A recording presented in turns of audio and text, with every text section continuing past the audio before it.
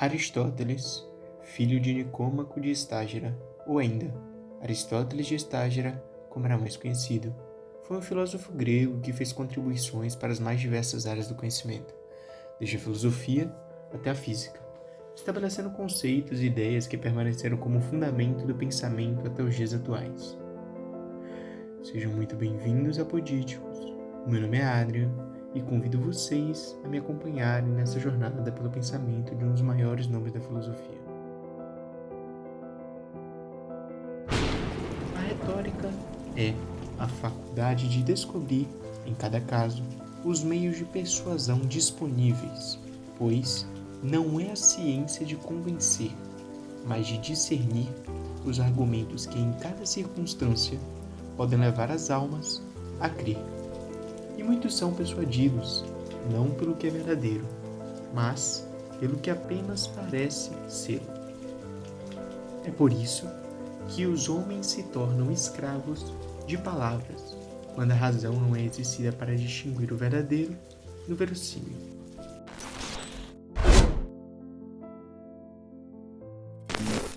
Aristóteles foi um filósofo grego nascido por volta de 384 a.C., em Estágira, na Macedônia.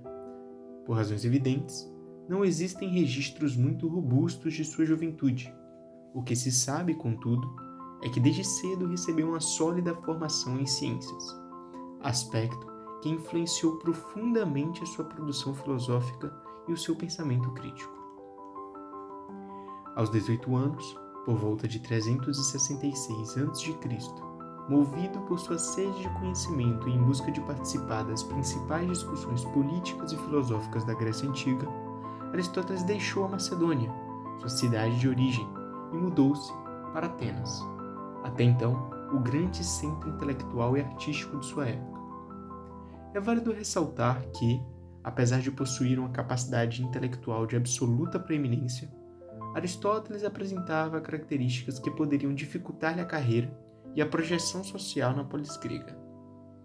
Não era um homem belo para os padrões vigentes do mundo grego, especialmente na Atenas daquele tempo.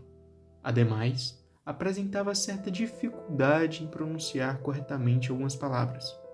Em uma sociedade que valoriza a beleza física, exaltava atletas e admirava a eloquência, sendo fortemente influenciada por oradores, essas características representavam desvantagens que poderiam lhe custar cada vez mais caro. Ao chegar em Atenas, Aristóteles se deparou com duas grandes instituições educacionais. A primeira tinha como seu principal porta-voz Isócrates, que, seguindo a trilha dos sofistas, propunha-se a treinar os seus alunos para emitir opiniões prováveis sobre coisas úteis no âmbito político. Essa era uma habilidade essencial na democracia ateniense, cujos destinos dependiam em grande parte da atuação de oradores. A arte de persuasão, exercida por meio da palavra enriquecida com o brilho e eficácia dos recursos retóricos, era um fator imprescindível para o desempenho de um papel relevante na cidade-estado. Por outro lado, havia a escola platônica, que ensinava que a base para a ação política, como aliás, para qualquer ação, deveria ser a investigação científica de caráter matemático. Platão pretendia demonstrar a seus discípulos que a atividade humana, desde que se pretendesse correta e responsável, não poderia ser norteada por valores instáveis, formulados segundo um relativismo ou segundo a diversidade das opiniões. Requeria uma ciência dos fundamentos da realidade, uma base lógica, na qual aquela ação está inserida. Diante dos dois caminhos, o jovem de Estágira não hesita em escolher a escola platônica, que, por ora, era administrada por Eudoxo de Cínido, matemático e astrônomo, que fazia as vezes de Platão como líder da escola, uma vez que ele mesmo não se encontrava em Atenas naquele ano. Ao ingressar na Academia Platônica, instituição que viria a frequentar por cerca de 20 anos e para a qual faria grandes colaborações, Aristóteles demonstrava acentuado interesse pelas pesquisas biológicas, herança de sua família, sobretudo de seu pai, Nicômaco, médico influente na casa real da Macedônia. Foi essa influência, somada ao matematismo que foi exposto na academia, que constituíram traços fundamentais de seu pensamento filosófico. Em 344 a.C., com a morte de Platão, Aristóteles deixou Atenas e, a convite de Hérmias, antigo escravo e ex-integrante da academia, que havia se tornado governante, partiu para Assos, antiga cidade-estado, localizada no que hoje seria a Turquia. Muito se discute sobre os motivos de sua partida, mas uma das teses mais aceitas é de que teria havido um descontentamento com a escolha de Espéusipo, sobrinho de Platão, para suceder o mestre na direção da academia. É possível que Aristóteles, em vista da sua destacada atuação naqueles 20 anos, acreditasse que ele fosse o melhor nome para o cargo, e esse foi o motivo de tamanha frustração na ocasião.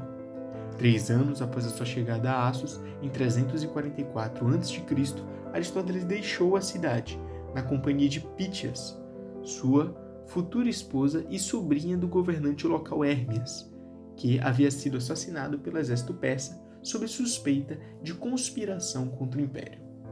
Aristóteles e sua esposa fizeram uma breve passagem pela ilha de Lesbos, até que em 343 a.C., o filósofo foi convidado a retornar à Macedônia para educar aquele que, anos mais tarde, ficaria conhecido como Alexandre o Grande. Dedicou-se à atividade de mestre até 336 a.C., quando Alexandre ascendeu ao trono após o assassinato de seu pai, Felipe II. Nesse período, por volta de 335 a.C., Pitias, a então esposa de Aristóteles, falece. Em seguida, o filósofo uniu-se a Hérpiles, com quem mais tarde teve um filho a quem deu o nome de seu pai, Nicômaco. Nesse interim, encerrada sua atividade como tutor de Alexandre, Aristóteles retornou a Atenas e fundou o Liceu, escola que passou a rivalizar com a academia até então estabelecida. Diferentemente da instituição platônica, voltada fundamentalmente às investigações matemáticas, o Liceu transformou-se em um centro de estudos dedicado sobretudo às ciências naturais. Essa perspectiva biológica foi mais do que uma característica da escola, tornou-se marca central da visão científica e filosófica de Aristóteles, exercendo decisiva influência sobre suas teorias e conceitos da física e da metafísica, sobretudo na formulação da doutrina do movimento. Aristóteles continuou à frente do Liceu até a morte de Alexandre o Grande. A partir desse momento, por razões políticas e de divergência de visão de mundo, passou a ser hostilizado por alguns cidadãos atenienses e macedônicos. Diante disso, deixou Atenas e refugiou-se em Calcis, na ilha de Eubeia, onde viveu até a sua morte em 322 a.C.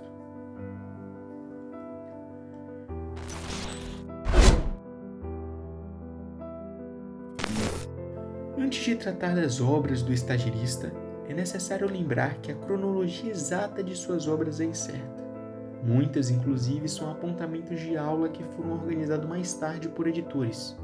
Apesar das incertezas sobre a cronologia dos fatos, o que se tem certeza é que ele produziu conhecimento em incontáveis áreas de formação. Na biologia, foi responsável por um dos primeiros esforços registrados da sistematização zoológica e biológica, descrevendo cerca de 500 espécies de animais.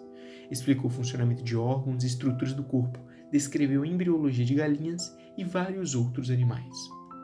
Na física, ajudou a fundar a disciplina, oferecendo-lhe a primeira teoria geral do movimento e classificando os diversos tipos de movimento.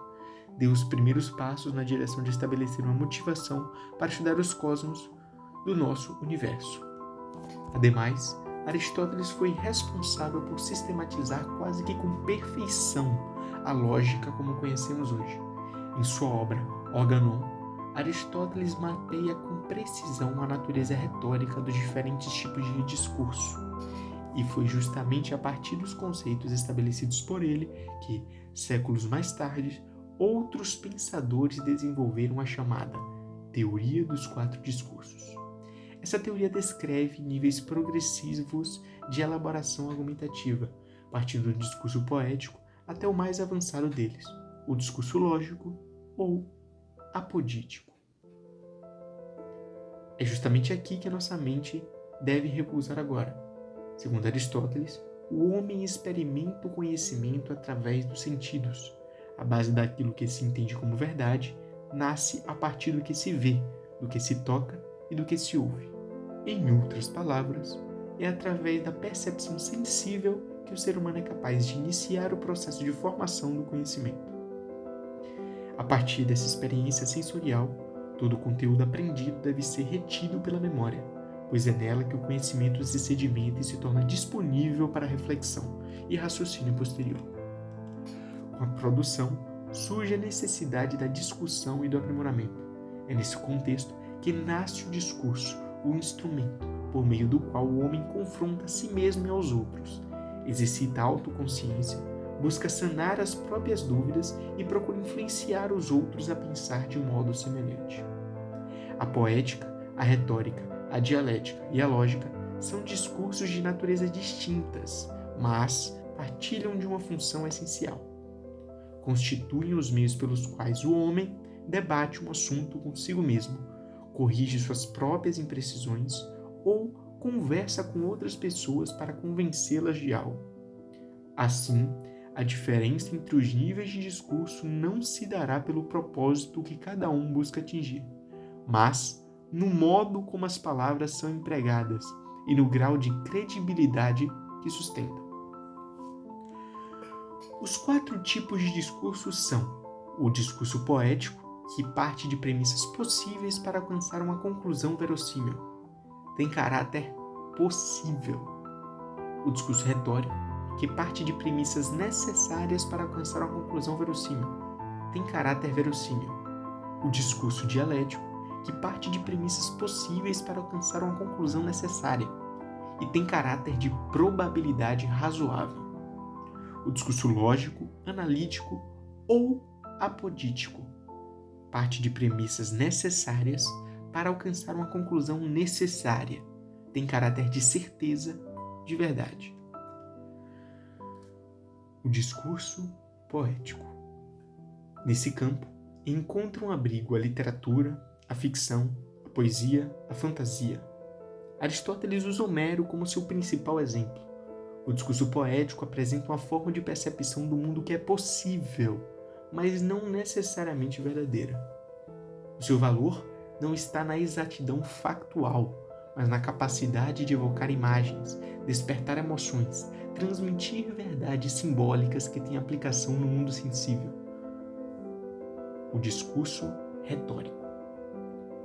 No discurso retórico, o ouvinte é como um juiz, convidado a proferir um veredito, que tem por finalidade um ato de vontade por parte de quem ouve, uma decisão, que é a manifestação do convencimento no reino dos fatos, alcançado um conhecimento que, pelo menos, parece verdadeiro. Aqui, a força do discurso não reside na demonstração lógica e irrefutável, mas na arte de tornar plausível aquilo que se quer afirmar. O discurso dialético coloca à prova todas as crenças previamente aceitas. Trata-se de uma modalidade que sucede o discurso retórico. Uma vez estabelecida uma tese, busca testá-la de forma rigorosa, submetendo a teoria escolhida a um exame constante, confrontando argumentos e contra-argumentos até que se torne tão sólida e consistente quanto possível. Esse tipo de discurso não se dedica a propor novas crenças, mas a testar as crenças, verificando se elas resistem às objeções. Cada nova barreira superada, a ideia se aproxima lenta e gradativamente da verdade. O foco aqui não é persuadir, mas conduzir ambas as partes em um debate a encontrar uma conclusão razoável que suporte o contradito. O discurso lógico ou apodítico. Nesse discurso, já deve partir de premissas reconhecidamente verdadeiras, explicando-as e demonstrando por que são.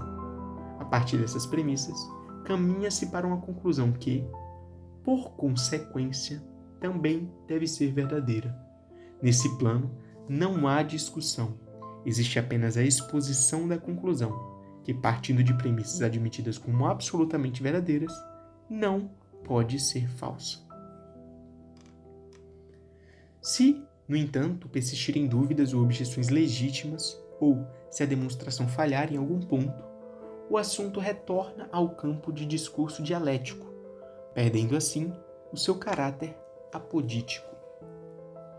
Em última análise, entende-se que apodítico não é um título, mas um lembrete de compromisso constante de buscar argumentos sólidos, bem fundamentados e capazes de resistir às objeções legítimas, ainda que esses não sejam os mais fáceis de entender ou de justificar. O termo apodítico que dá nome à página não deve refletir uma autoimagem de infalibilidade, mas sim um desejo intelectual, uma persecução filosófica e uma aspiração pessoal. E não se deixe enganar, esse caminho exige um exercício constante de honestidade intelectual, além da prática contínua de leitura e estudo. Só assim, evitamos cair em teorias de lógica rasa, sem o verdadeiro rigor científico, mas com aparência de refinamento.